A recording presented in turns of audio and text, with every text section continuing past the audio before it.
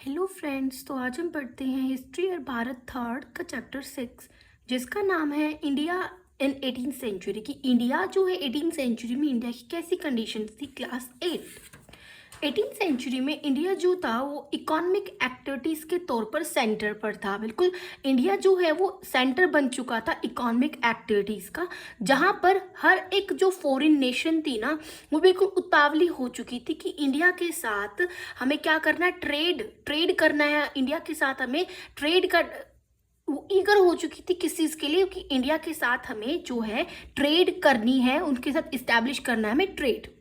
India जो है एक लीडिंग कंट्री थी in the production of industrial goods, क्योंकि इंडिया के अंदर जो गुड्स थे ना, इंडस्ट्रीज में जो गुड्स बनते थे वो बहुत ही अच्छी तरीके से बनाए गए थे, और यहाँ पर रॉ मटेरियल भी बहुत ज़्यादा था। इसी वजह से जो दूसरी कंट्रीज थी वो इंडिया के साथ ट्रेड करने में बहुत उतावली हो गई थी कि अब हमें इंडिया के साथ करना ही है। High quality of cotton and silk, cloth, spices, indigo, sugar, medicine, precious gems for enough to make any. अब देखो इतनी सारी चीज़ें इंडिया में थी कि वो कोई भी दूसरी कंट्री अगर इंडिया के साथ ट्रेड करेगी तो वो उस टाइम पर बहुत ज़्यादा प्रोस्पेरस रिच बन जाएगी। Some foreign historians name the 18th century. बहुत सारे ऐसे फॉरेन हिस्टोरियंस हैं जिन्होंने 18th सेंचुरी को डार्क पीरियड के नाम से भी बोला है, बट दिस इज ये करेक्ट नहीं है, बिकॉज क्योंकि 18th सेंचुरी में फॉरेन कंपनीज जो है इंडिया में आती है, जो दूसरे देशों की कंपनीज है वो इंडिया में आती है, इस्टेब्लिश होती है। ईस्ट इंडिया का नाम सुना है ना, 1600 में इंडिया में आई थी। उन्होंने बहुत ज़्यादा लूटा, ट्रेड करने आई थी, धीरे धीरे पूरी कंट्री पे कंट्रोल कर लिया। तो जो फॉरेन कंपनीज थी वो इंडिया में आती है अपना बिजनेस करने के लिए, और धीरे धीरे वो स्टार्ट करती है ट्रेड, इंडिया के साथ ट्रेड करना। जैसे कि बंगाल में और कोस्टल रीजन जो कोस्ट वाले एरिया पर जो है ना, यहाँ वाले जो रीजन्स है इन पर भी उन्होंने ट्रेड करना शुरू कर दिया। इसी वजह से 18th sanctuary is called the इसी वजह से 18th सेंचुरी को जो है इकोनॉमिक प्रोग्रेस इन इंडिया का पीरियड बोला गया है। अब देखो main focus of the study की जो मेन फोकस है वो क्या है। फर्स्ट है इंडिया की जो सिचुएशन 18th सेंचुरी में, मराठा एम्पायर का राइज कैसे हुआ, third battle of Panipat, major states and causes of arrival of foreign powers जो थी उनका कैसे क्या कारण है जो वो इंडिया में आती है। Do you know the Maratha empire was founded by Chhatrapati Shivaji. Chhatrapati Shivaji ने मराठा एम्पायर को, मराठा साम्राज्य को इस्टेब्लिश फाउंड किया था, और उनका जो कोरोनेशन है, जो उनका राज तिलक है, वो रायगढ़ में हुआ था। तो इन द अर्ली 18th सेंचुरी में जो मुगल एम्पायर था इंडिया में, अब देखो औरंगजेब की डेथ के बाद 1707 में औरंगजेब की जब डेथ हो जाती है, तो उनके बाद जो मुगल साम्राज्य है ना, वो बहुत ज़्यादा वीक होना शुरू हो जाता है। वीक होता होता 18th सेंचुरी में वो डिसइंटीग्रेट खत्म हो जाता है। तो the diplomacy by which the Mughal rulers organise the empire begin to. अब देखो जिस कूटनीति से उन्होंने मुगल रूलर्स ने जो मुगल साम्राज्य है उसको शुरू किया था, वो अब बिल्कुल डिक्लाइन होना शुरू हो गया था 18th सेंचुरी में। जिसकी वजह से, किसकी वजह से, फैंटिकल रिलीजियस पॉलिसीज जो उन्होंने कट्टरता, जो धार्मिक पॉलिसीज में जो कट्टरता उन्होंने शुरू की थी ना, कि लोगों को मार दो और इस्लाम धर्म में कन्वर्ट करो लोगों को, अगर नहीं मानते हैं तो फिर उनको जान से मार दो या फिर उनको धमकी दो। तो ऐसी ऐसी कट्टरता उन्होंने शुरू की थी 18th सेंचुरी में शाहजहां ने और औरंगजेब ने, और बहुत सारे जो अत्याचार है वो किए थे नॉन मुस्लिम्स के ऊपर, जिसकी वजह से ही जो मुस्लिम और जो साम्राज्य था, मुगल साम्राज्य था, वो खत्म होना शुरू हो गया था, क्योंकि शाहजहां ने और औरंगजेब ने जो लोगों के साथ गंदे अत्याचार किए थे, तो इस वजह से वो खत्म होना शुरू हो गया था। जिसका रिजल्ट क्या निकला, जो फॉर्मेशन है, जिससे क्या हो, बहुत सारी ऐसी इंडिपेंडेंट स्टेट्स जो है मुगल साम्राज्य, जो लास्ट में जो मुगल साम्राज्य बच गया था, रिमेनिंग मुगल जो साम्राज्य था, उनमें से बहुत अलग अलग जो है स्टेट्स निकली जो कि इंडिपेंडेंट स्टेट बन गई। जैसे कि Bengal, Awadh, Hyderabad, Karnataka, Kerala, Ruhelgarh, Bundelkhand, Rajputana, Maratha and Sikh and Punjab. So brief description in states का जो ब्रीफ डिस्क्रिप्शन अब हम पढ़ेंगे। सबसे पहले जो राइज ऑफ मराठा पावर कैसे राइज होता है। अब देखो औरंगजेब की डेथ के बाद छत्रपति शिवाजी स्टैब्लिश करते एक इंडिपेंडेंट किंगडम को महाराष्ट्र में। इनका जो सन होता है वो, जिसका नाम है संभाजी, वो सक्सेसर बन जाता है। इनके बाद जो इनका बेटा है जो उत्तराधिकारी बनता है वो है संभाजी। 1689 एडी में संभाजी वो कोच, उनको पकड़ लिया जाता है इनकी पूरी फैमिली के साथ। मुगल जो फोर्सेस है, मुगल की जो आर्मी है, वो संभाजी को और उसकी पूरी फैमिली को पकड़ लेती है। संभाजी को मार दिया जाता है, और उसका जो सन है शाहू, उसको प्रिजन में डाल दिया जाता है, उनको कैदी बना लिया जाता है। After the death of Sambhaji, अब संभाजी की डेथ के बाद शिवाजी का दूसरा सन है जिसका नाम है राजा राम। शिवाजी के दो बेटे थे, देखो एक है राजा राम और दूसरा है संभाजी। तो संभाजी का जो पुत्र है जिसका नाम शाहू, वो तो जेल में है और संभाजी को मार दिया गया है। लेकिन शिवाजी का जो दूसरा बेटा है राजा राम, वो रूलर बनता है मराठास का। And under the leadership the Maratha continue, और इन्हीं की लीडरशिप के अंडर जो मराठा है वो फिर से अपना जो फ्रीडम संघर्ष है, जो फ्रीडम स्ट्रगल है, इसको शुरू करते हैं। राजा राम डाइड इन 1700, और राजा राम की जो मृत्यु है वो 1700 में होती है। अब आफ्टर राजा राम की डेथ के बाद इनकी जो विडो होती है, जो इनकी विधवा होती है, जिसका नाम है ताराबाई, वो क्या करती है, पावरफुल स्ट्रगल करती है मुगल्स के अगेंस्ट, बहुत ज्यादा जो है संघर्ष करती है मुगल्स के अगेंस्ट, राजा राम की जो विडो वाइफ है। She installed her 4 years old सन, जो इनका 4 साल का बच्चा था, उनको थ्रोन पर बिठा देती है, राजगद्दी पे बिठा देती है। Who ascended the throne in the name of Shivaji, जो कैसे जो थ्रोन पर बैठता है, किस नाम से बैठता है, शिवाजी सेकंड के नाम से वो थ्रोन पे बैठते हैं। कौन बैठते हैं, राजा राम का जो पुत्र है, जो 4 साल का ही है, उनको गद्दी पे बिठा दिया जाता है इनकी मदर के द्वारा, और वो नाम किसका धारण करते हैं, फिर शिवाजी सेकंड का। औरंगजेब जो है उनकी मृत्यु हो जाती है 2 मार्च 1707 AD में। फाइटिंग विद द मराठास के साथ फाइट करते करते उनकी डेथ हो जाती है। उस टाइम पर शाहू जो है उनको जेल में डाला गया था। किसने डाला था, औरंगजेब का जो बेटा था अजाम शाह, उसने शाहू को जेल में डाला हुआ था। अजाम शाह फ्री। अब अजाम शाह क्या करते हैं, संभाजी का जो पुत्र है शाहू, उनको प्रिजन से छोड़ देते हैं in order to get the Maratha divided, क्योंकि वो चाहते थे जो मराठास है ना उनको डिवाइड किया जाए, क्योंकि फिर देखो अब शाहू भी चला जाएगा और एक वहां पर राजा बना ही हुआ है, राजा राम का जो बेटा है वो बना ही हुआ है। तो अब इन्होंने सोचा कि अगर शाहू को छोड़ दूंगा तो मराठा 2 किंगडम में डिवाइड हो जाएंगे। इस वजह से वो क्या करते हैं, इनको जेल से फ्री कर देते हैं।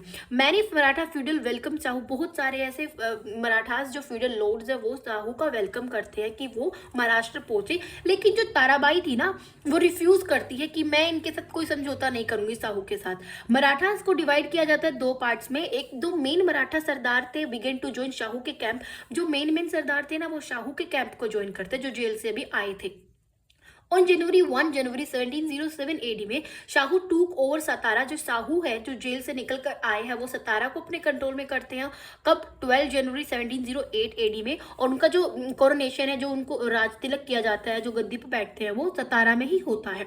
शाहू अपॉइंट करते हैं बालाजी विश्वनाथन को अपना पेशवा बनाते हैं। पेशवा कौन है, जो प्राइम मिनिस्टर होता है ना, तो वो अपना प्राइम मिनिस्टर किसको बनाते हैं, बालाजी विश्वनाथ को। Maratha power increase. अब धीरे धीरे जो मराठा पावर है ना वो इंक्रीज होना शुरू हो जाती है शाहू के रूल में। Maratha influence was establish not only in the south. अब देखो मराठा का जो दबदबा है वो सिर्फ साउथ इंडिया में ही नहीं फैला हुआ था, वो नॉर्थ इंडिया में भी फैल गया था। शाहू की जो मृत्यु है वो 15 दिसंबर 1749 में हो जाती है। Peshwa flourish during the reign of Shahu. अब देखो शाहू के जो रूल था उसके टाइम पर जो पेशवा है वो फ्लरिश हो जाते हैं, उत्कर्ष हो जाते हैं। हु नॉट ओनली प्रोवाइडेड, जिन्होंने महाराष्ट्र को ही पॉलिटिकल स्थिरता, मतलब उन्होंने महाराष्ट्र को ही पॉलिटिकल स्टेबिलिटी प्रोवाइड नहीं की, और पीस और पॉलिटिकल स्टेबिलिटी ही प्रोवाइड नहीं की इन्होंने क्या किया, मराठा जो साम्राज्य है उसका बहुत ज़्यादा एक्सपेंड भी किया, बहुत ही जल्दी। मराठा पावर जो है बिकेम सुपीरियर नॉट ओनली। अब मराठा पावर भी पता किया ना कि जो साउथ में ही नहीं फैली, वो नॉर्थ में भी फैली है। Maratha power was consider to be significant, इसको बहुत इंपॉर्टेंट माना गया है। पेशवा जो था बालाजी विश्वनाथन, और जो पेशवा है बाजीराव, वो बहुत ही ज्यादा ग्रेट पेशवा जो है, महान पेशवा उस टाइम के माने जाते हैं। Balaji laid the foundation of Maratha union. और जो बालाजी है वो अब क्या नींव रखते हैं कि मराठा जो डिवाइड किया गया था उसको अब हम इकट्ठा किया जाए। ड्यूरिंग शिवाजी के रूल पर जो एडमिनिस्ट्रेशन फंक्शन था उस टाइम पर एडमिनिस्ट्रेशन फंक्शन कौन करते, अस्त्र प्रधान कौन थे, जो 8 मिनिस्टर्स बनाए गए थे एक परिषद में, शिवाजी ने बनाए गए थे कि वो एडवाइस करेंगे, उनकी हेल्प करेंगे।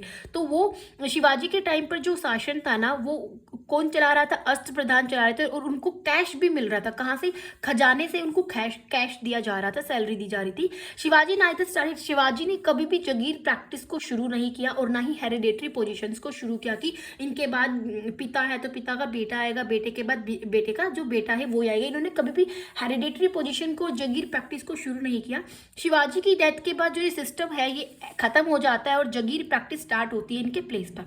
अकॉर्डिंग टू द ट्रीटी, और जो ट्रीटी होती है 1719 AD में, Maratha got the rights to collect chauth and Sardeshmukhi. अब चौथ एंड सुदेशमुखी क्या थे, दोनों टाइप के टैक्स थे जो पीपल से लिए जा रहे थे। तो उस टाइम पर 1719 की ट्रीटी के तहत 6 मुगल स्टेट्स के अंदर क्या लागू किया गया, चौथे सुदेशमुखी लागू किया गया कि अब यहाँ पर टैक्स देना पड़ेगा।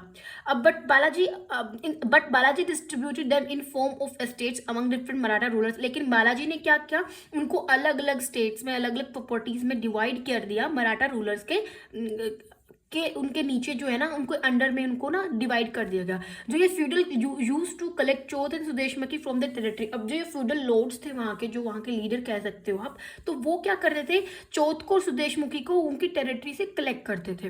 लेट्स कंसीडर पेशवा कौन थे, they are also called prime minister भी बोला जाता है उनको, and they took care of the administration of the state. State का जो शासन है कैसे चलेगा वो ये ध्यान रखते हैं। मेन पेशवा जो थे वो थे बालाजी विश्वनाथन, बाजीराव फर्स्ट, बाजीराव माधव राव फर्स्ट।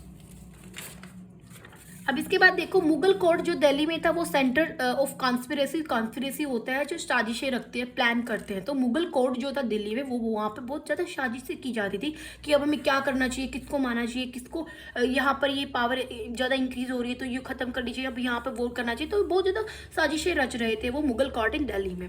तो जो ये साजिशें थी, गेव द मराठास को एक अपॉर्चुनिटी मिलती है कि अब हमें दिल्ली कोर्ट में इंटरफेयर करना चाहिए।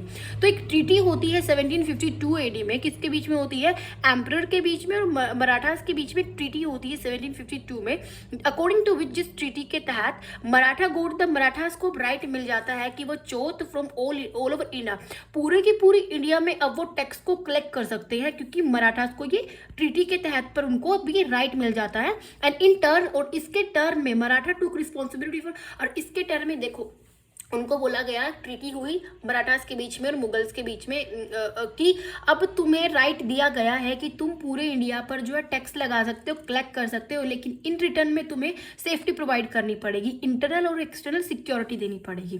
There were 2 groups of Indian armies. अब 2 ग्रुप्स थे वहां पर, एक थे इंडियन आर्मीज और तुरानी आर्मीज। इन दिल्ली दरबार में 2 ग्रुप्स थे। दीज 2 पार्टीज वर अपोज, दोनों के दोनों आपस में अपोज करते थे, पसंद नहीं करते थे आपस में। द मराठा सपोर्ट करते हैं, मराठास जो है वो इंडियन आर्मीज को सपोर्ट करते हैं, ना कि तुरानी आर्मीज को। जो मराठा होते हैं together with the class of अमीर्स।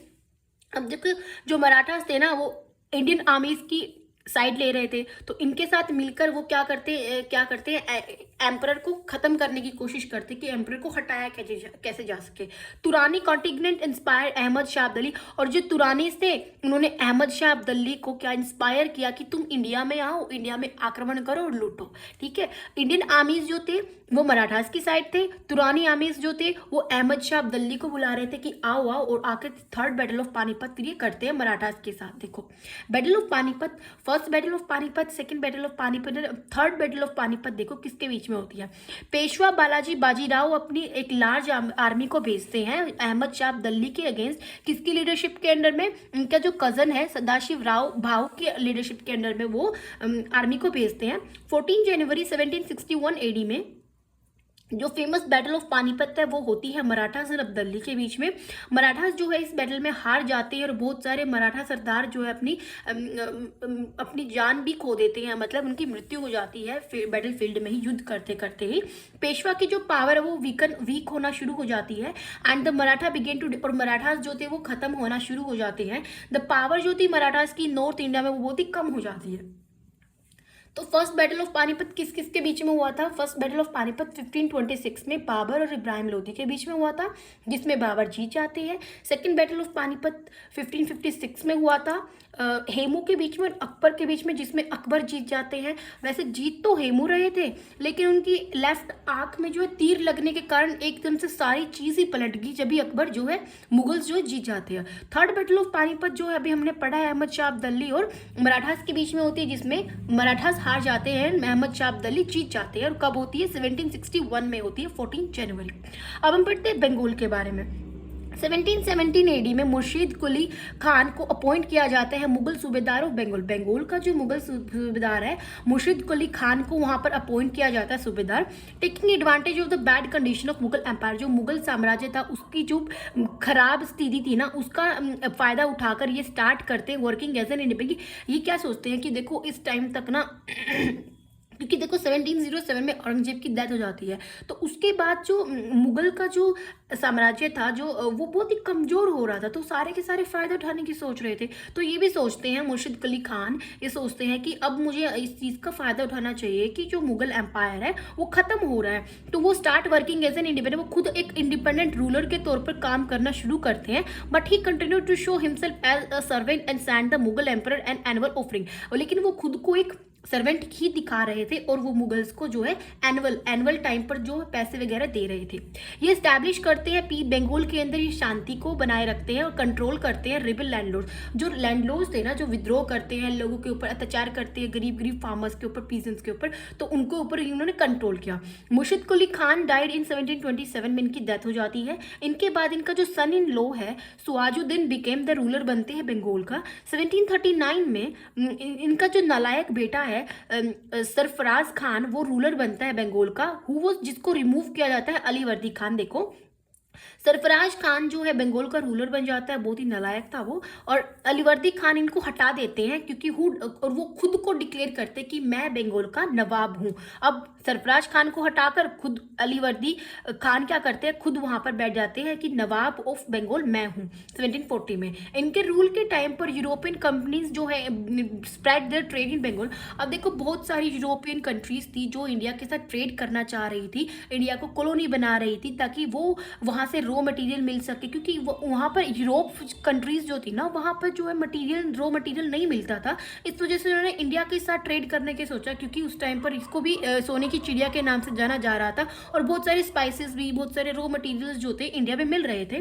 तो जो यूरोपियन कंपनीज है वो इंडिया में आती है, ट्रेड करती है वो बंगाल में। He kept the British and French under his control during his rain. अब देखो ये अलीवर्दी खान जो है ब्रिटिशर्स को और फ्रेंच को अपने कंट्रोल में ही रखता है इनके रूल के टाइम पर, और ब्रिटिशर्स को अलाउ नहीं करता है कि तुम कोलकाता पर क्या करो, डिफेंसिव वर्क करो। डिफेंसिव मतलब कि करते हैं ना, जैसे अब देखो किला बना लिया जाता है, किले के ऊपर रैम्पार्ट्स बनाए जाते हैं ताकि इस फोर्ट के अंदर कोई घुस ना सके। ऐसे ही उन्होंने कोलकाता को बोला कि तुम कोलकाता को अपने कंट्रोल में नहीं कर सकते, और और फ्रेंच को बोला कि तुम चंद्रनगर को अपने कंट्रोल में नहीं कर सकते। इनकी डेथ के बाद सिराजुद्दौला बिकेम वहां के नवाब बनते हैं बंगाल के। Alivardi Khan also advise his successor. Alivardi Khan जो है अपने सक्सेसर पूर्वज को और जो इनका उत्तराधिकारी है ना, उनको एडवाइस करते हैं सिराजुद्दौला को कि तुम केयरफुल रहना ब्रिटिशर्स से। Sirajuddaulah was inexperience, Sirajuddaulah inexperience, उनको बिल्कुल भी एक्सपीरियंस नहीं था। He clash with the Britishers के साथ वो क्लैश करते upon the fortification of the British.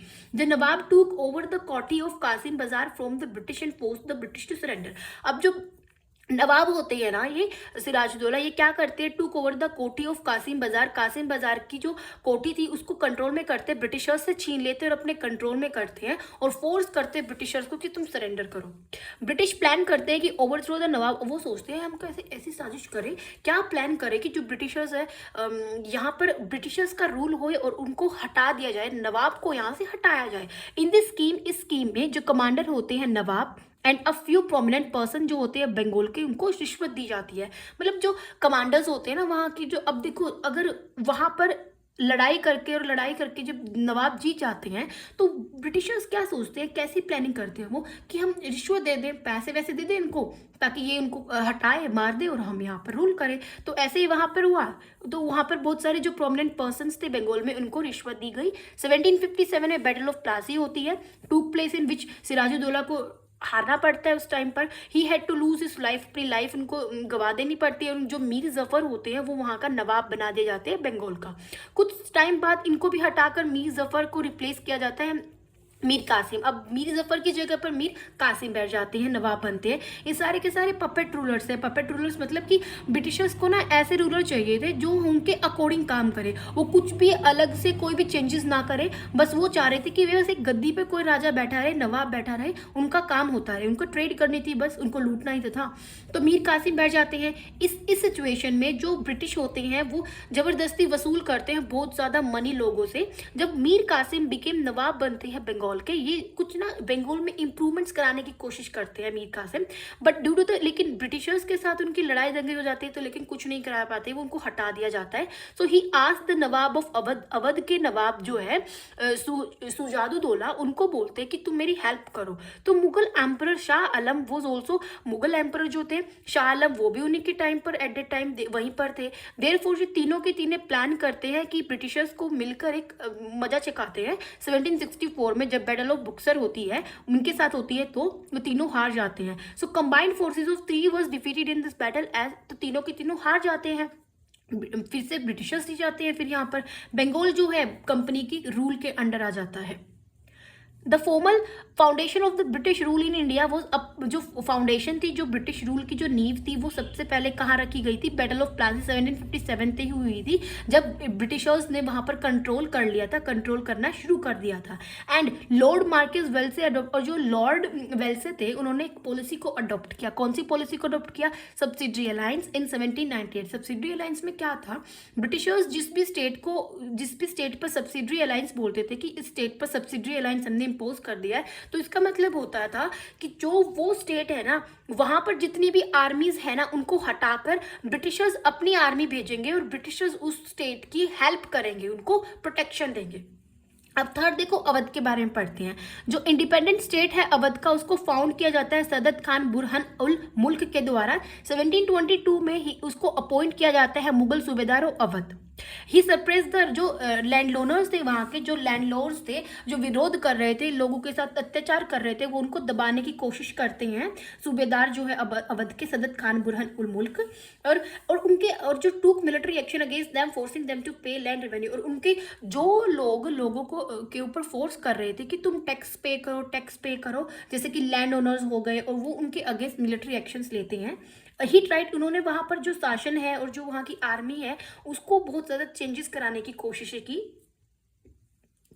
He try to improve the condition of the farmers of, जो अवध के फार्मर्स थे, उनकी कंडीशंस को उन्होंने अच्छी करने की कोशिश की और प्रोटेक्ट किया उन्होंने। जो जमींदार थे, लैंड ओनर्स थे, उनके अत्याचारों से फार्मर्स को बचाया और उनके जो कंडीशंस थी, उनको उन्होंने ठीक करने की कोशिश की। इनका जो नेफ्यू है Safdarjung become the nawab of Awadh के नवाब बनते हैं इनकी डेथ के बाद 1739 में। He fought against the Rohillas and Pathans, Pathans और रूहल्स के अगेंस्ट ये लड़ाई करते हैं। ये एक पॉलिसी को अडॉप्ट करते हैं, फ्रेंडशिप टुवर्ड्स मराठास एंड जट्स के साथ और मराठास के साथ जो सफरदरजंग होते हैं, वो क्या उनके साथ फ्रेंडशिप करते हैं, और ताकि उनको हेल्प मिल सके रूहल्स और पठान्स के अगेंस्ट लड़ाई करने में। सफरदरजंग जो है रूल करते हैं 1754 तक, और जो नवाब सुजादुद्दौला है वो defeat in the battle of Buxar में हार जाते हैं 1764 में, और ब्रिटिश क्या करते हैं? अवध को अपने कंट्रोल में करते हैं। अब हम पढ़ते हैं राजपूत स्टेट्स के बारे में। मेजर राजपूत स्टेट्स जो Rajputana declare there independency by taking advantage of the, बहुत सारी ऐसी स्टेट्स थी, मैंने पीछे बताया आपको कि जो मुगल एम्पायर है, जैसे जैसे वो साम्राज्य खत्म हो रहा था ना, तो बहुत लोग उनका फायदा उठा रहे थे। ऐसे ही बहुत सारे राजपूत स्टेट्स थे, राजपूताना डिक्लेयर करते हैं अपनी डिपेंडेंसी को। कैसे डिपेंडेंसी? वो आज़ाद, ये डिक्लेयर करते कि हम आज़ाद है। कैसे? क्योंकि उनको पता है मुगल एम्पायर अब कुछ नहीं कर सकता, खत्म हो रहा है, तो उन्होंने अपने आप को आज़ाद घोषित किया। दे इंक्रीज, अपनी पावर को उन्होंने इंक्रीज किया। फिर से जो रूलर्स थे अमेर के, मेवाड़ के, मरवाड़ के, प्रीडोमिनेटली इंक्रीज करते हैं अपनी पावर्स को। Pulkit in 1728 in which he admitted to paying Chauth and Sadeshmukhi to the Maratha Confederacy। अब देखो इसके बाद अब हम पढ़ते हैं अमेर के बारे में, फिर मरवार के बारे में, फिर बूंदी के बारे में। जो रूलर्स हैं अमेर के, उसमें सवाई जयसिंह होते हैं जो गेन करते special attention among the Rajput rulers. तो जो राजपूत रूलर्स थे उनमें से सबसे ज़्यादा अटेंशन जो मिली थी वो सवाई जयसिंह को मिली थी, जिन्होंने जयपुर सिटी को बनवाया था। He got authority over its entire state in a collaboration with the ruler of Mewar. Ruler जो थे मेवाड़ के, उनके साथ ही कोलैबोरेशन करते हैं और वो रूल इस्टेब्लिश करते हैं 1708 में। वो सिटी जयपुर सिटी को फाउंड करते हैं, जिसको आज राजस्थान की सबसे ब्यूटीफुल सिटी कंसीडर किया जाता है। इनका बहुत ज़्यादा इंटरेस्ट था आर्ट्स में और साइंस में। ये एक बहुत ही बड़े ग्रेट एस्ट्रोनॉमर थे उस टाइम पर, और इन्होंने बहुत सारी ऑब्जर्वेटरीज को बिल्ड करवाया था जयपुर, दिल्ली, मथुरा, उज्जैन में, जो कि आज के टाइम पर भी यूज की जाती है। बी पढ़ते हैं हम मरवाड़ के बारे में। आफ्टर द औरंगजेब की डेथ 1707 में होती है। उनकी डेथ के बाद राजा अजीत सिंह को डिक्लेयर किया जाता है इंडिपेंडेंस, आज़ाद घोषित करते हैं वो। अब आज़ादी घोषित करते हैं लोगों के लिए। जो मुगल रूलर्स होते हैं ट्राई करते हैं मरवार को अपने कंट्रोल में करने के लिए, लेकिन वो अनसक्सेसफुल हो जाते हैं और राजा अजीत सिंह जो है reclaim the kingdom of his ancestor. और जो उनके एंसेस्टर, जो इनके पूर्वज थे, जिनकी किंगडम को, जिनके राज्य को मुगल से अपने कंट्रोल में किया था, तो अजीत सिंह वापस से अपने पूर्वज के जो राज्य है उनको अपने कंट्रोल में कर लेते हैं जब मुगल साम्राज्य खत्म होना शुरू हो जाता है। अब हम बढ़ते हैं बूंदी के बारे में। एट द टाइम, उस टाइम पर बुद्ध सिंह ए डिसेंडेंट ऑफ राव सर्जन हदा। अब जो बुद्ध सिंह है वो एक पूर्वज थे, वंशज थे किसके? राव सरजान हदा के जो वंशज थे बुद्ध सिंह, वो डिक्लेयर करते हैं खुद को इंडिपेंडेंट, आज़ाद घोषित करते हैं, विच वॉज लेटर रिकॉग्नाइज, और जिसको बाद में मुगल रूलर्स ने भी रिकॉग्नाइज किया। मुगल रूलर फरूख शायर ने भी रिकॉग्नाइज किया कि तुम आज़ाद हो और यहाँ का जो स्टेट है ये भी आज़ाद है। ये dynasty also develop in distinctive painting style, और जो ये डायनेस्टी थी इसका बहुत ज़्यादा इंटरेस्ट था पेंटिंग स्टाइल्स में। मैंने रूलर्स, बहुत सारे रूलर जैसे कि राजा दलेल सिंह, उमेद सिंह एंड अजीत सिंह रूल करते हैं बूंदी को। And the Rajput kingdoms continue to grow, और राजपूत किंगडम धीरे धीरे ग्रो होना शुरू हो जाता है, एक्सपैंड होता है through the century and they reach there, और धीरे धीरे वो बहुत ज़्यादा अपने एम्पायर को, अपने साम्राज्य को एक्सपैंड कर लेते हैं। अब हम पढ़ते हैं सिख इंडिपेंडेंस के बारे में। आफ्टर द डेथ ऑफ गुरु गोबिंद सिंह, अब मुझे कमेंट सेक्शन में ये बताना गुरु गोबिंद सिंह जो है कौन से गुरु थे? फर्स्ट सिख गुरु थे, सेकंड थे, थर्ड थे, 10th थे? कौन से सिख गुरु थे Guru Gobind Singh? In the early 18th century में जो मूवमेंट है Sikh change from a religious movement. अब देखो जो सिख होते हैं ना वो रिलीजियस मूवमेंट से अपने मूवमेंट को पॉलिटिकल मूवमेंट में चेंज कर लेते हैं। और उनका मेन गोल क्या होता है? जो मुगल एम्पायर है ना उसको हमें बिल्कुल खत्म करना है, बिल्कुल खत्म कर देना है मुगल साम्राज्य को, जिसको शुरू किया गया था बंदा बहादुर के द्वारा। उस टाइम पर जो मुगल रूलर है फरूख शायर, वो अपनी फोर्सेस को भेजता है अगेंस्ट द सिक्स के अगेंस्ट। बंदा बहादुर को अरेस्ट किया जाता है 1760 में, बंदा बहादुर को किल किया जाता है। उनके ऊपर बिल्कुल भी दया नहीं दिखाई देती, उसको मार दिया जाता है। जो सिख होते हैं वो नॉट डिस्ट्रैक्टेड एंड विग्ड। अब जो सिख होते हैं डिस्ट्रैक्ट नहीं होते इंसिडेंट से, वो अब बदला लेने की इसमें आ जाते हैं कि ये बदला तो लेना ही पड़ेगा। विद द गुरिल्ला वारफेयर, और वो गुरिल्ला वारफेयर की पॉलिसी को अडॉप्ट करते हैं जिसमें फोर्सेस को डिवाइड किया जाता है छोटे छोटे कामों के लिए, एंड एक्सपेल करते हैं, अब्दली को वहां से निकाल देते हैं। Later 12 misl came into existence in Punjab. Punjab में 12 मिसल्स आती है। 12 मिसल मतलब 12 स्टेट्स जो है एक संधि के सिख के साथ कोई संधि की जाती है, एग्रीमेंट की जाती है जिससे कि 12 स्टेट्स बनाए जाते हैं। तो 12 मिसल्स जो है पंजाब में बनाए जाते हैं। अमंग दीज, जिनमें से सुखेर चकिया मिसल जो है वो राजा रंजीत सिंह उसमें मेन थे। किसमें? सुकेर चकिया में राजा रंजीत सिंह बहुत मेन थे, वहां पर रूल करते थे। जिन्होंने कंकर किया था, जिन्होंने अफगानिस्तान तक की टेरिटरी को अपने कब्जे में लिया था और अपने सिख साम्राज्य को वहां तक एक्सपैंड किया था अफगानिस्तान तक। रंजीत सिंह ऑर्गेनाइज करते हैं हिज आर्मी ना यूरोपियन स्टाइल में। सिक्स पढ़ते हैं हैदराबाद के बारे में। एक इंडिपेंडेंट स्टेट है हैदराबाद, जिसको स्टैब्लिश किया, जो वो स्टैब्लिश कहाँ पर स्टैब्लिश है? साउदर्न इंडिया में निज़ाम मुल्क के द्वारा स्टैब्लिश की गई थी 1724 में। इन्होंने बहुत ही इंपॉर्टेंट रोल प्ले किया है डाउनफॉल ऑफ सैयद ब्रदर्स। जो सैयद ब्रदर्स थे उनको उनकी पावर को खत्म करने के लिए इनका बहुत इंपॉर्टेंट रोल है। As a reward for which Mughal ruler gave him the authority. और देखो जैसे मुगल्स इनसे इंप्रेस होती है कि तुमने सैयद ब्रदर्स के क्यों खत्म किया है, इनकी डिक्लाइन किया है, ऐसे ही मुगल्स इनको क्या देते हैं? रूल देते थे, पावर देते हैं कि तुम जाओ साउथ में जाकर तुम अपना रूल करो, तुम वहां पर लोगों को रूल कर सकते हो। इसी चीज का एडवांटेज उठाकर फैक्शंस इन दिल्ली दरबार, टेकिंग एडवांटेज ऑफ फैक्शन। अब दिल्ली दरबार में 2 टाइप्स में डिवाइड हो गई थी ना, एक तो मराठास की साइड थे, दूसरी अब दिल्ली की साइड थे। सो इसी चीज का फायदा उठाकर वीकनेस देखते हैं वो मुगल एम्परर की वीकनेस उठाकर ये रिफ्यूज करते हैं कि मैं मुगल्स के अंडर में नहीं आऊंगा। कौन?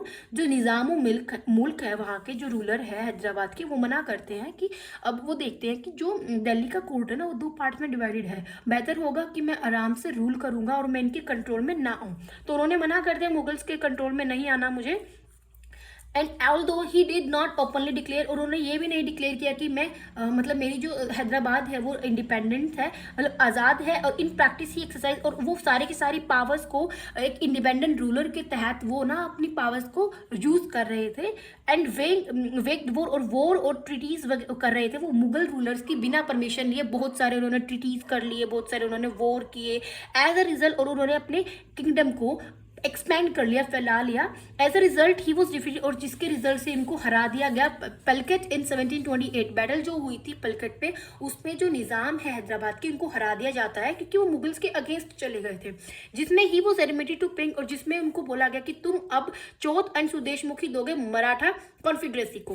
किसको दोगे? मराठा को तुम अब चौथ एंड सुदेशमुखी, मतलब कि टैक्स देना पड़ेगा अब आपको भी। 1748 में निज़ाम और मुल्क की मृत्यु हो जाती है। इनकी डेथ के बाद जो स्ट्रगल होता है गद्दी के लिए, जो हैदराबाद बिगेन, इनके जो बेटे हैं नसीर जंग और ग्रैंड सन जो है इनका मुजफ्फर जंग, इनके बीच में हो जाता है कि अब कौन उत्तराधिकारी बनेगा, कौन वहां की थ्रोन पर बैठेगा। सो इस वॉर में जो फ्रेंच होते हैं वो फेवर करते हैं मुजफ्फर जंग को, और जो ब्रिटिशर्स होते हैं वो फेवर करते हैं नासिर को। सो फ्रेंच गॉट नसीरगंज, जो फ्रेंच होते हैं ना वो नसीरगंज को मरवा देते हैं प्लान कर कर, ताकि मुजफ्फर जंग जो है वो गद्दी पे बैठ जाए। तो ऐसा ही होता है, फ्रेंच मरवा देते हैं नसीरगंज को और मुजफ्फरगंज जो है वो गद्दी पे बैठ जाते हैं। जो नेक्स्ट रूलर होता है वो, इसके बाद जो रूलर्स आए हैं वो बहुत ही वीक प्रूव हुए कि वीक, कमजोर थे, और जो स्टेट होती है हैदराबाद की वो बहुत ही वीक, कमजोर होना शुरू हो जाती है। 1798 में निज़ाम अली एक ट्रीटी करते हैं ब्रिटिश के साथ, और हैदराबाद जो है एक डिपेंडेंट बन जाती है ब्रिटिशर्स पे।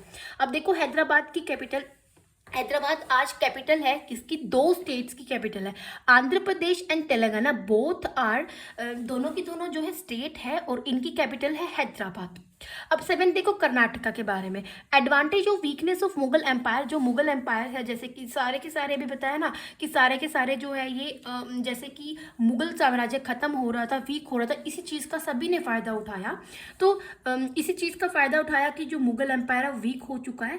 नैब सूबेदार सदत उल्ला खान जो है कर्नाटक के, वह अपने आप को आज़ाद घोषित करते हैं, बट इनके बाद सदत उल्ला खान, दोस्त अली बिकेम द नवाब। अब देखो सदत उल्ला खान के बाद जो दोस्त अली होते हैं ना वो वहाँ के नवाब बनते हैं। But like Hyderabad the war for succession started in Karnataka. अब देखो जैसे हैदराबाद में उनके सन और ग्रैंडसन के बीच में होता है ना कि कौन उत्तराधिकारी बनेगा, ऐसे ही कर्नाटक में भी जो है सक्सेसर का जो वॉर है शुरू हो जाता है जब अनुवर्दीन बिकेम द नवाब आफ्टर। देखो नवाब दोस्त अली, पहले तो सदत उल्ला खान थे, अब इनके बाद दोस्त अली बन जाते हैं नवाब। अब इनके बाद, इनकी डेथ के बाद, नवाब दोस्त अली की डेथ के बाद Chanda Sahib the son in law, Dost Ali का सन इन लॉ है, वो असर्ट करता है कि मुझे कर्नाटक की जो थ्रोन है इनकी गद्दी पर मुझे बैठना है। वो हेल्प लेता है फ्रेंच से कि मुझे कैसे ना कैसे कर मुझे भी गद्दी पे बिठाया जाए।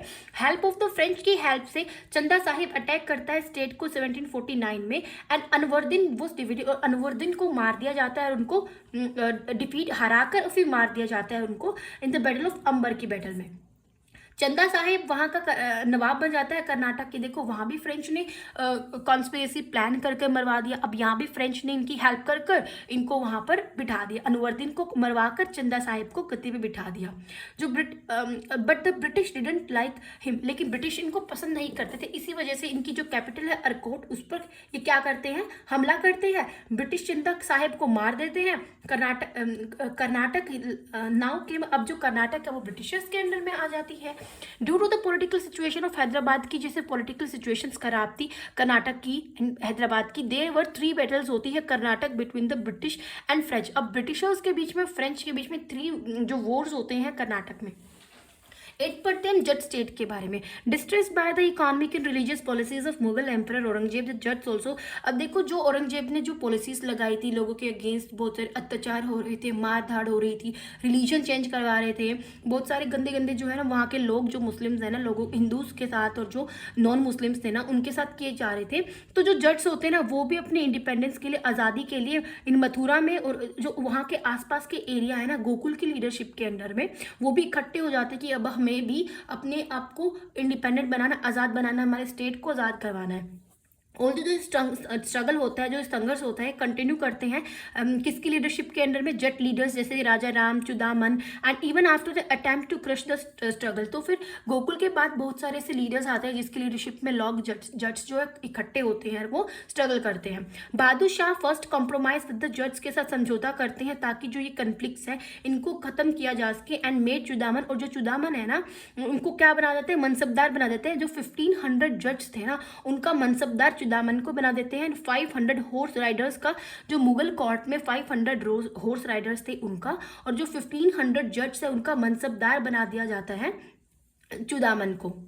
अब देखो, yet Churaman tries to become powerful. अब चुदामन सोचता है कि मैं जो पावरफुल बन जाऊं इसी मुगल एम्परर का फ़ायदा उठाकर, कि ये बहुत ही कमज़ोर है, इस चीज़ का फ़ायदा उठाकर मैं अपने जो स्टेट है इसको एक्सपेंड करूँ और मैं अच्छे तरीके से रूल कर सकूँ। सो मुगल एम्परर जो है फरूख शायर जो है ट्राइड करता है इंस्टिगेट फाइट। अब वो फाइट करते हैं राजपूत के साथ, जट्स के साथ, ताकि वो क्या कर सके, प्रिवेंट कर सके जट्स की जो ग्रोइंग हो रही थी, पॉपुलेशन जो है बहुत ज़्यादा बढ़ रही थी। इस वजह से वो सोचते हैं कि मैं कुछ ना कुछ इनके साथ क्या कर लूँ, फ्रेंडशिप ही कर लूँ इससे बढ़िया। अब देखो, चुदामन की डेथ के बाद बदन सिंह इस्टेब्लिश करते हैं his authority over the area around Delhi and establish his rule.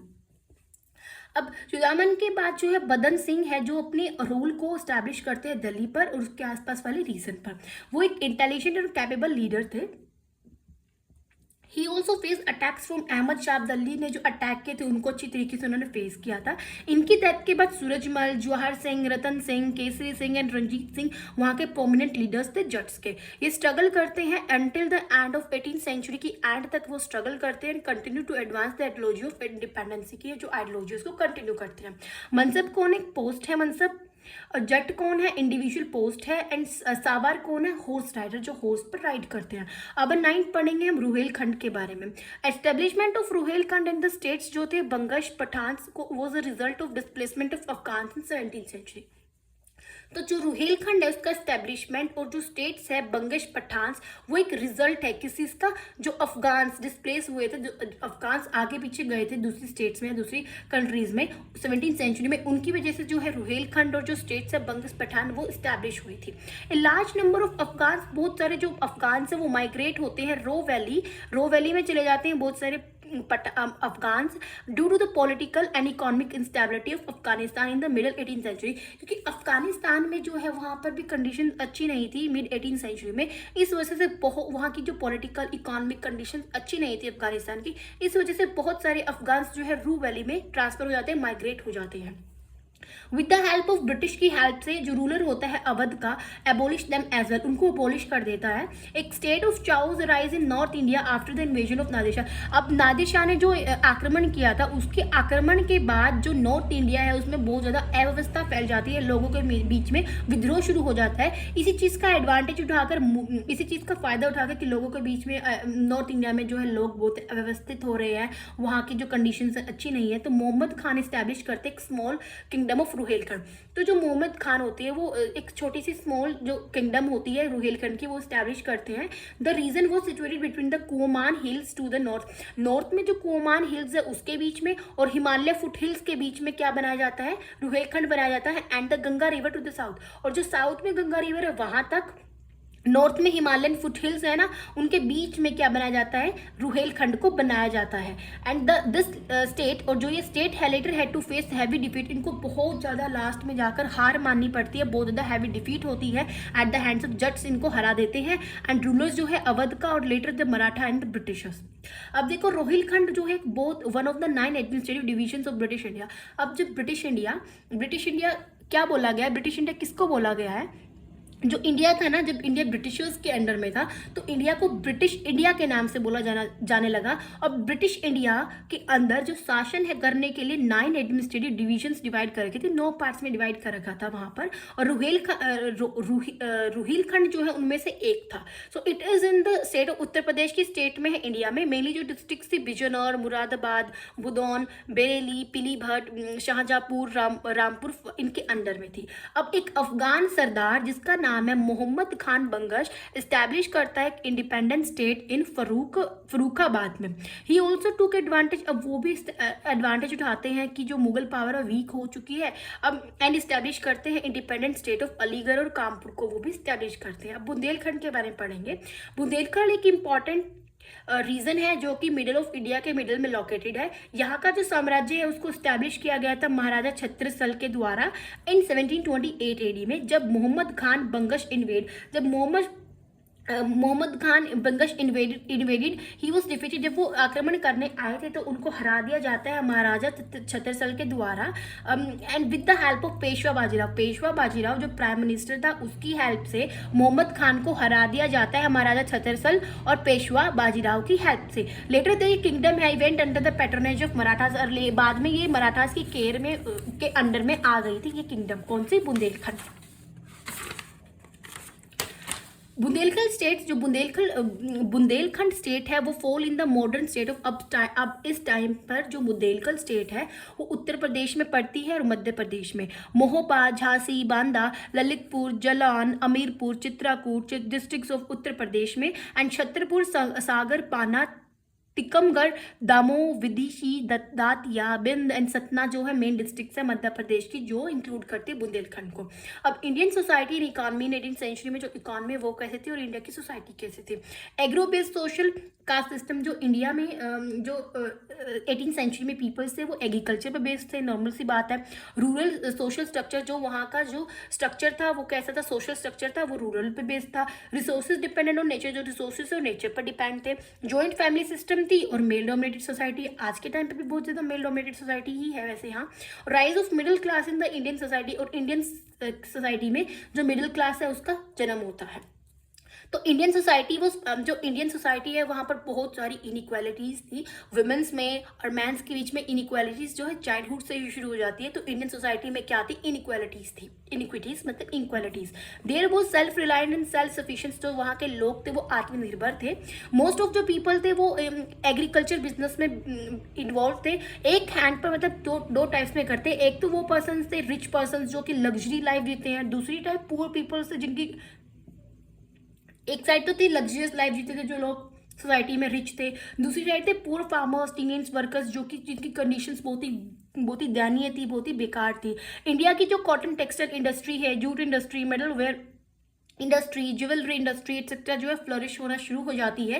And foreign invasion destroy, और जो फॉरेन आक्रमण होते हैं ना इंडिया के ऊपर, विदेशी आक्रमण होते हैं, उन्होंने इंडिया को बहुत इतनी इकॉनमी को बहुत ज़्यादा इन्होंने क्या किया था? डिस्ट्रॉय कर दिया था। जैसे इंडिया जो है पहले सोने की चिड़िया थी, तो बहुत सारे जैसे अलग अलग कंट्रीज हैं इंडिया में आते हैं, यहाँ से सोना लूट गए, टेम्पल्स को तोड़ते, जो भी हो सके इतना सारा लूट कर वो अपने अपनी कंट्रीज में ले जाते हैं, जिन्होंने इंडिया की इकॉनमी को बहुत ज़्यादा खराब कर दिया था। सो 18th सेंचुरी में वहाँ पर इंडिया में अव्यवस्था हो जाती है, पॉलिटिकल सिचुएशन बिगड़ जाती है, बहुत सारे दंगे होते हैं, फॉरेन आक्रमण होते हैं, completely undetermined India political situation. तो इंडिया की जो पॉलिटिकल सिचुएशन थी बहुत बेकार हो जाती है। जैसे ही लोग इंडिया में आते हैं, फॉरेन इन्वेजन्स आक्रमण करने आते हैं, जो वहाँ के लोग के बीच में जो कॉन्फ्लिक्ट्स होती है, तो जनरल पब्लिक डिडंट फील, जो पीपल्स थे वहाँ के, इनको सेफ फील नहीं हो रहा था इन परिस्थितियों के अंडर में कि लोग किसी को मार देते हैं, लूट कर ले जाते हैं सामान, लोगों को ही ले जाते हैं। तो ऐसी कंडीशंस बहुत बेकार हो चुकी थी, तो लोग वहाँ के बिल्कुल सेफ नहीं थे इंडिया में। इन एडिशन जो होल ऑफ द इंडिया उसको डिवाइड किया गया छोटी छोटी स्मॉल स्टेट्स में एंड सेमी इंडिपेंडेंट स्टेट्स में। The anarchy was taken advantage of Portugal, Dutch, French and British. So the Portuguese है, जो डच है, फ्रेंच है, वो बहुत एडवांटेज उठाते हैं। As a result British occupy करते हैं सोवरेन पावर ऑफ इंडिया। अब ब्रिटिश जो होते हैं ना वो इंडिया के ऊपर कंट्रोल करते हैं और एस्टैब्लिश देयर सुप्रीमेसी, अपना कंट्रोल शुरू करते हैं। अब European powers in India, India के अंदर जो यूरोपियन पावर्स थे, देखो अब बहुत सारी जो यूरोपियन कंट्रीज है ना वो इंडिया से अट्रैक्टेड कैसे थी, क्यों इंडिया के साथ ट्रेड करना चाह रहे थे वो? क्योंकि जो उनकी खुद की कंट्रीज है वहाँ पर ऐसा रॉ मटेरियल नहीं मिलता था जिससे वो फैक्ट्रीज में सामान बना सके, या फिर देखो उन्होंने फैक्ट्रीज तो लगा ली, अब उनके लिए रॉ मटेरियल नहीं था कि हम क्या करें कि रॉ मटेरियल आए। इस वजह से वो इंडिया से अट्रैक्ट होती है, इंडिया के साथ ट्रेड करने की कोशिश करते हैं कि इंडिया से रॉ मटेरियल लेके आएंगे, हम अपनी इंडस्ट्री से गुड्स बनाएंगे और फिर बेचेंगे उनको। सो ऐसे इस तरीके से वो इंडिया के ऊपर ट्रेड करना चाह रहे थे। With the advent of European powers in India, जैसे ही यूरोपियन पावर्स का मतलब है जो यूरोप के अंदर कंट्रीज है, बहुत सारी जो कंट्रीज है ना वो इंडिया में आती है। जो कॉन्फ्लिक्ट बिटवीन दीज पावर्स, इन जो आपस में ही जो यूरोपियन पावर्स है ना, यूरोप कंट्रीज है, उनके बीच में ही लड़ाइयाँ हो जाती है कि मुझे यहाँ ट्रेड करनी है, मुझे यहाँ ट्रेड करनी है। सो लास्ट में जाकर जो ब्रिटिश होती है, इस संघर्ष को ब्रिटिश जीत जाती है, कि ब्रिटिश मतलब कि ब्रिटेन जीत जाता है कि मैं अब यहाँ पर रूल करूँगा, कोई भी फ्रांस, जर्मनी या फिर कोई दूसरी कंट्री नहीं करेगी यहाँ पर यहाँ पर जो है रूल मेरा है, अब मैं ही यहाँ ट्रेड करूँगा। सो बहुत सारी कंपनीज जो है इंडिया में आती है यूरोप से ट्रेड के लिए, जैसे कि Portuguese, Dutch, English, French, Danish etcetera, who standard their position in India for trade, जो कि जो क्या कर रहे थे, इंडिया के साथ ट्रेड करने के लिए उन्होंने बहुत मतलब अपनी पोजीशन को उन्होंने स्ट्रॉन्ग कर लिया था। अमंग दीज जो ब्रिटिश है was generally successful in establish, अब ब्रिटिश इनमें से देखो पुर्तगीज से पुर्तगाल से आए थे, डच इंग्लिश जो है, फ्रेंच जो है फ्रांस से आए थे, डेनिश एटसेट्रा, इनमें से जो है सक्सेसफुल कौन हो जाते हैं, जो इंग्लिश है, जो ब्रिटिशर्स है ना, वो सक्सेसफुल हो जाते हैं अपने रूल को इंडिया के ऊपर दबाव बनाने के लिए, और वो अपना कंट्रोल करते हैं इंडिया पर 1947 तक। British progressively standard and developed in trade in India. अब देखो जो ब्रिटिशर्स है वो इंडिया के ऊपर अच्छी तरीके से कंट्रोल करते हैं और वहाँ पर जो है ट्रेड को डेवलप करते हैं। They further expand the trade in the second decade of 18th century, जो 18th सेंचुरी के सेकेंड डिकेड है ना, वहाँ पर वो अपनी ट्रेड को एक्सपेंड करते हैं by securing trade facilities from, किससे सिक्योर कर बचाकर, जो एम्परर फरूख शायर है उसकी हेल्प लेकर, उससे फैसिलिटीज लेकर वो अपने ट्रेड को एक्सपेंड करते हैं। अपार्ट फ्रॉम दिस जो ब्रिटिश होते हैं ऑल्सो एस्टैब्लिश अपनी सुपरमेसी, बंगाल के अंदर वो अपने कंट्रोल करते हैं, बहुत साजिशें करते हैं, हैदराबाद पर डोमिनेट करते हैं, मैसूर पे करते हैं, and also by making Indian powers fight among themselves. और वो क्या है, जो इंडिया की पावर्स है उनके साथ लड़ाइयाँ भी करती थी, लेकिन ये है कि हार जाती थी लेकिन लड़ाइयाँ भी करती थी। तो कॉन्स्पिरेशनल बैटल जो प्लानिंग कर बैटल्स की गई थी, बैटल ऑफ प्लासी 1757 में और बैटल ऑफ बुक्सर 1764 एडी में, डोमिनेट करती है मैसूर को और कर्नाटक को, taking advantage of mutual struggle of Indian powers. तो अब हम इसके जो फिलिंग द ब्लैंक से एक्सरसाइज करते हैं। Battle of Plassey took place in 1757 AD. There was a total of 12 misls थे पंजाब में उस टाइम पर। अजीत सिंह डिक्लेयर किए जाते हैं इंडिपेंडेंस इन मेवाड़ में। And battle of Buxar occur होती है 1764 में। The both questions are important. ये बैटल ऑफ प्लासी कब हुई थी एंड बैटल ऑफ बुक्सर कब हुई थी। एंड सिटी ऑफ जयपुर को फाउंड किया गया था सवाई जय सिंह को, जो कि आज राजस्थान में फेमस सिटी के नाम से, ब्यूटीफुल सिटी के नाम से भी बहुत ज़्यादा फेमस है। शिवाजी जो है महाराष्ट्र में, इन्होंने छत्रपति शिवाजी ने यहाँ पर रूल किया था। बैटल ऑफ प्लासी जो है 1757 में होती है। स्लेइंग ऑफ बंदा बहादुर सिंह 1716, डेथ होती है औरंगजेब की 1707 में। एंड एस्ट्रोनॉमर जो रूलर है वो है सवाई जय सिंह।